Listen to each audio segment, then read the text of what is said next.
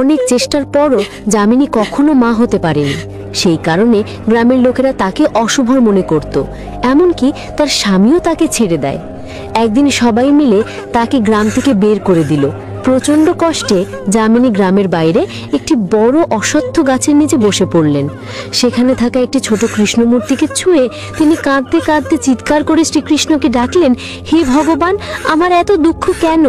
গ্রামের কিছু লোকজন তার এই দৃশ্য দেখে হাসতে শুরু করলো। তারা ভাবলো যামিনী পাগল হয়ে গিয়েছে। হঠাৎ আকাশ কালো হয়ে গেল। একটি তীব্র হলুদ আলো যেন তীরের বেগে তাদের দিকে আসতে থাকলো, এবং সেই আলো গ্রামবাসীদের চোখে পড়তেই তারা যেন চোখে অন্ধকার দেখতে শুরু করলো। যামিনী কাঁদতে কাঁদতে চোখ বন্ধ করে ফেললেন। যখন তিনি চোখ খুললেন দেখলেন সব শান্ত, কিন্তু গাছের গুঁড়ি থেকে খুব আস্তে একটি শিশুর কান্নার শব্দ আসছে। শিশুর কান্না হঠাৎ করে কিভাবে আসলো? কে এই শিশু? জানতে হলে সাবস্ক্রাইব করে অপেক্ষা করুন পার্ট 2 এর জন্য।